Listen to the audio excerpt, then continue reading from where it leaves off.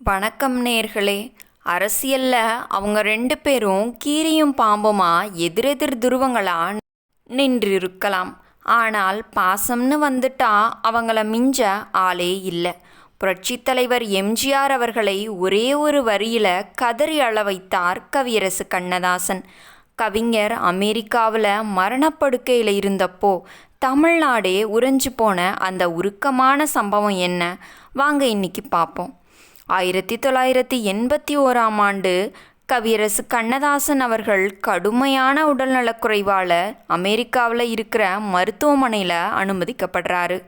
கவிஞரோட உடல்நிலை ரொம்பவே மோசமாக இருக்கிற தகவல் தமிழ்நாட்டுக்கு வருது. அப்போ முதலமைச்சராக இருந்த எம்ஜிஆர் அவர்கள் தன் நண்பனின் நிலையை நினச்சி சொல்ல முடியாத துயரத்தில் மூழ்கிறாரு. என்ன செலவானாலும் பரவாயில்லை, கவிஞரை மீட்டு கொண்டு வரணும்னு துடிக்கிறாரு.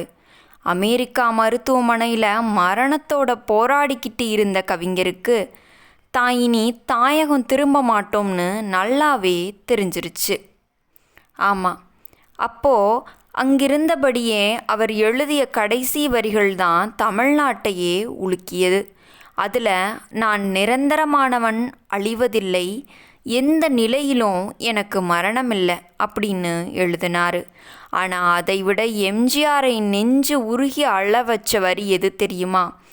போய் வருகிறேன் என்ற அந்த ஒற்ற வார்த்தை தான்.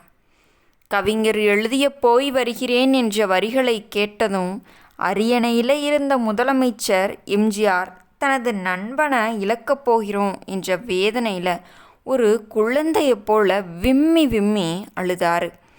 அரசியலில் பகையையும் தாண்டி மரணப்படுக்கையில் எம்ஜிஆரை அழ வைத்த கண்ணதாசனின் நட்பு ஒரு காவியம். கவிஞரின் இந்த வரிகள் உங்களுக்குள்ளும் சோகத்தை ஏற்படுத்துதா? கமெண்ட்டில் சொல்லுங்கள். இந்த வீடியோ பிடிச்சிருந்தா லைக் பண்ணி நம்ம சேனலை சப்ஸ்கிரைப் பண்ணிக்கோங்க. மீண்டும் நாளைக்கு இது போன்ற சுவாரஸ்யமான தகவல்களோடு உங்களை சந்திக்கிறேன். நன்றி, வணக்கம்.